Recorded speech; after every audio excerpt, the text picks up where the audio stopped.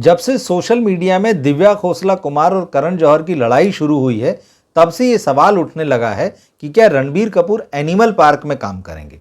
Animal park दरअसल जो है वो एनिमल का सीक्वल होगी, संदीप रेड्डी वांगा की फिल्म।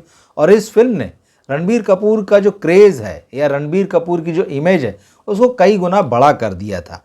अब समस्या ये है कि इस फिल्म के जो प्रोड्यूसर हैं वो टी सीरीज़ हैं और दिव्या खोसला कुमार जो हैं वो टी सीरीज़ के मालिक भूषण कुमार की पत्नी है और एक्ट्रेस के रूप में भी उनकी पहचान है। हालांकि ये बात अलग है कि एक्ट्रेस के रूप में जो है उनकी ज़्यादातर फिल्में फ्लॉप रही हैं, लेकिन टी सीरीज़ के जो सर्वे सर्मा हैं उनकी पत्नी के रूप में उनकी एक ख़ास इमेज है और एक दबदबा तो वो इंडस्ट्री में रखती हैं।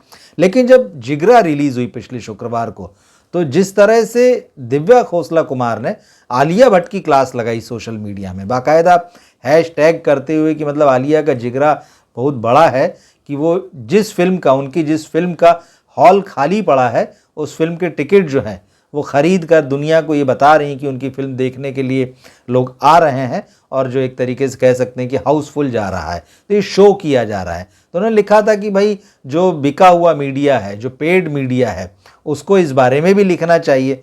तो खैर इन आरोपों पर आलिया भट्ट ने तो कुछ नहीं कहा, लेकिन करण जौहर ने उनकी जगह जो है जवाब दिए। उन्होंने पलट कर जो है दिव्या खोसला कुमार को बेवकूफ़ लिखा। उसके बाद में दिव्या खोसला कुमार ने उनको लिखा कि भाई तुम चोर हो, तुम चोरी की कहानी पर फिल्म बना रहे हो। उन्होंने लिखा कि तुम्हारे अंदर रीढ़ की हड्डी नहीं है, सच बोलने से तुमको बुरा लग जाता है। तो एक दूसरे को खरी खोटी सुनाई उन्होंने। लेकिन सवाल इस बीच यही पैदा हो गया कि जैसे होता है कि दो पाटन के बीच में साबुत बचा ना कोई, तो अब ये जो दो मतलब एक तरफ तो रणबीर कपूर के लिए पत्नी है और दूसरी तरफ वो स्टूडियो है, वो प्रोडक्शन हाउस है जिसकी फिल्म ने उनके कैरियर को सबसे बड़ी छलांग दी, एक सबसे मजबूत पहचान दी। अब उसका सीक्वल बनने वाला है एनिमल पार्क। तो अब जो है रणबीर कपूर उसकी फिल्म करेंगे या तो उस अपमान को सह लेंगे, क्या उनकी पत्नी उनको रोकेगी नहीं, क्या प्रोफेशनल कमिटमेंट्स पर्सनल लाइफ से ज़्यादा बड़े हो जाएंगे। तो इस तरह की बहुत सारी चर्चाएं जो है वो चलने लगी। अब ये बात तो समय आने पर ही पता चलेगी कि इसका आगे क्या रास्ता निकलेगा या कोई बात जो है वो कहीं अटक जाएगी।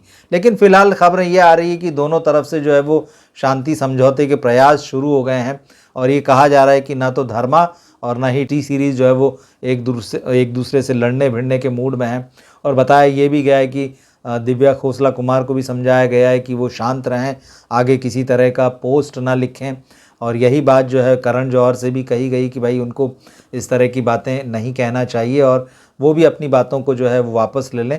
तो चर्चा ये है कि दोनों ने अपने अपने वो जो पोस्ट थे एक दूसरे पर अटैक करने वाले वो हटा लिए हैं। लेकिन आज दिव्या खोसला कुमार ने मीडिया में इंटरव्यू दिए हैं। उनका एक इंटरव्यू सुबह सुबह सामने आ गया था और उसमें उन्होंने कहा कि भाई इस इंडस्ट्री में कोई राजा नहीं है, ऐसा नहीं कि एक राजा है और बाकी सब जो है उसकी प्रजा हैं। उन्होंने साफ साफ कहा कि भाई यहाँ बहुत सारे लोग ऐसे हैं जो ये मानने लगे हैं कि हमारे पास ढेर पैसा है, इफ़रात पैसा है, तो हम इन सारे सिनेमा के सारे संसाधनों पर और बॉलीवुड पर जो है वो अपना कंट्रोल रखेंगे और नए लोगों को यहाँ पर काम नहीं करने देंगे। इस तरह की बातें जो है दिव्या खोसला कुमार ने कही है। हालांकि दिव्या की बातें जो है बहुत लॉजिकल हैं। ये बात सच है कि करण जौहर के ऊपर नेपोटिज्म के आरोप लगते हैं, वो फेवर करते हैं फिल्म इंडस्ट्री के लोगों को। उन्होंने कई स्टार किड्स को लॉन्च किया है और उनकी फ़िल्मों में प्रेफरेंस उन लोगों को दिया जाता है जो फिल्म इंडस्ट्री से जुड़े हुए हैं। कंगना रनौत इस बारे में बहुत मुखर होकर जो है वो करण जौहर पर अटैक करती रही हैं और कंगना के बाद में शायद पहला और अकेला नाम है अब तक का दिव्या खोसला कुमार जिन्होंने बाकायदा नाम लेकर सीधे सीधे करण जौहर पर अटैक किया। दरअसल करण जौहर के मामले में तो नाम नहीं लिया, लेकिन उन्होंने आलिया भट्ट पर जो है वो सीधे अटैक किया। तो ये इंडस्ट्री के दोनों बड़े हाउसेज हैं, कोई भी छोटा नहीं है। मतलब जैसे एक तरफ धर्मा प्रोडक्शंस है जिसकी 50 साल होने आएंगे जिसे, और जिसकी बड़ी साख है और बड़ी बड़ी फिल्में दी है, बड़े एक्टर्स ने इसकी फिल्में की। लेकिन टी सीरीज़ भी कहीं से कम नहीं है। भले ही धर्मा के मुकाबले जो है वो कंपनी बाद में इस्टेब्लिश हुई है, लेकिन स्टूडियो के रूप में टी सीरीज़ ने अपनी म्यूज़िक बैनर से निकल कर जो फिल्म स्टूडियो के रूप में पहचान बनाई और ख़ुद को बहुत मजबूत किया, उसको भी आप नज़रअंदाज नहीं कर सकते हैं। तो ये दो टाइटन्स की लड़ाई है एक तरीके से। लेकिन फ़िलहाल खबरें तो यही है कि इसको ठंडा करने की कोशिशें हैं कि दोनों तरफ के लोग चुप रहें। दरअसल दिव्या खोसला कुमार को जो है जो बात सबसे बुरी लगी जिगरा के बारे में वो ये है कि उनका कहना है कि मेरी फिल्म की कहानी चोरी करके जो है आपने फिल्म बनाई। अब मज़े की बात यह है कि दिव्या की फिल्म जिसका प्रोड्यूसर जो है वो टी सीरीज़ था, उसके को प्रोड्यूसर जो हैं वो आलिया भट्ट के चाचा मुकेश भट्ट हैं। तो अब बात वहाँ फैमिली की हो गई। और दिव्या खोसला कुमार ने ये भी कहा है कि जब ये फिल्म बन रही थी आलिया की, उस बारे में भी हमने मुकेश भट्ट से बात की थी, लेकिन उनका कहना है कि अब इस बात को मैं कि मुकेश भट्ट से क्या बात हुई, और तो बोले मैं इस बात को अब ज़्यादा तूल नहीं देना चाहती, क्योंकि वो बात उस समय जो थी वो हो गई। और फिर मुकेश भट्ट जो हैं उनकी वो काफ़ी अब मतलब उनकी उम्र भी हो चुकी है, और इस उम्र में उनको मैं परेशान नहीं करना चाहती। तो वो अपनी तरफ से चीज़ों को ठंडा करने की कोशिश कर रही हैं कि ठीक है, हम भट्ट कैंप को लेकर कुछ नहीं बोलेंगे, या मुकेश भट्ट को लेकर वो हमारी फिल्म में को प्रोड्यूसर थे कुछ नहीं बोलेंगे, लेकिन करण जौहर के लिए उनकी नाराज़गी जो है वो ख़त्म नहीं है। अब सवाल ये है कि ये मामला क्या वाकई यहीं पर ठंडा हो जाएगा, ये बात यहीं पर रुक जाएगी? क्योंकि ऐसा तो नहीं कि अब धर्मा की आगे फिल्में नहीं आएंगी, या ऐसा भी नहीं है कि टी सीरीज़ की फिल्में आगे नहीं आएंगी।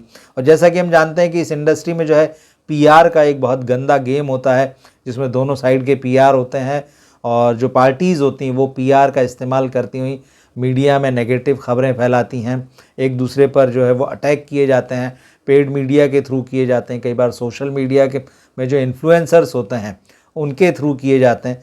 तो ऐसे में रणबीर कपूर का क्या होगा? क्योंकि अब एक तरफ तो पत्नी का मामला है, क्या वो आलिया भट्ट उनको कहेंगी कि आप इस फिल्म को करो?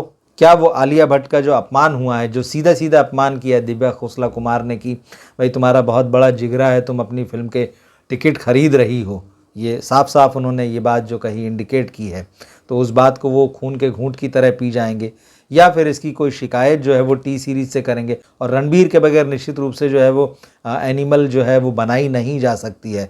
तो क्या रणबीर ऐसा कोई फ़ैसला लेंगे? मुझे नहीं लगता कि ऐसा कोई फ़ैसला वो लेंगे। और टी सीरीज़ भी इतना प्रोफेशनल है कि कहीं ना कहीं ये बात कही जाएगी कि जो दिव्या ने जो कहा वो उनका पर्सनल ओपिनियन है, उसका टी सीरीज़ से कोई लेना देना नहीं है।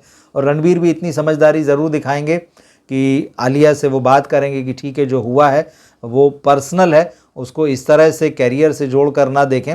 और आगे लेकिन वो किस तरह से हैंडल करेंगे इस पूरे मामले को रणबीर, क्योंकि जब वो मीडिया में आएंगे तो तय है कि अगर वो ईमानदारी से बात करते हैं, मीडिया में खुलकर बात करते हैं, तो हो सकता है कि उनसे इस बारे में भी सवाल किए जाएं, और तब देखना होगा कि रणबीर इस मामले को लेकर क्या जवाब देते हैं।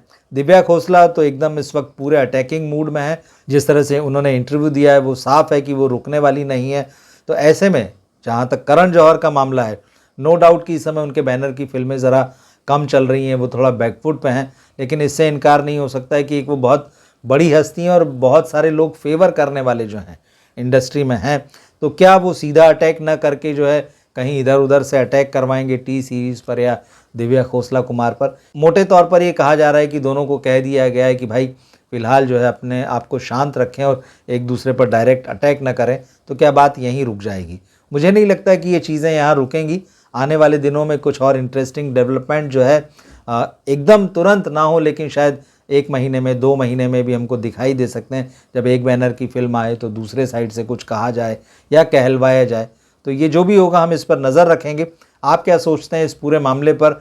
कमेंट बॉक्स में लिखकर ज़रूर बताइएगा। हमारे चैनल से जुड़े रहें, हमारे चैनल को सब्सक्राइब करें और अपने दोस्तों और फैमिली में से शेयर करें। मिलते हैं हम अगले वीडियो में फिर। नमस्कार।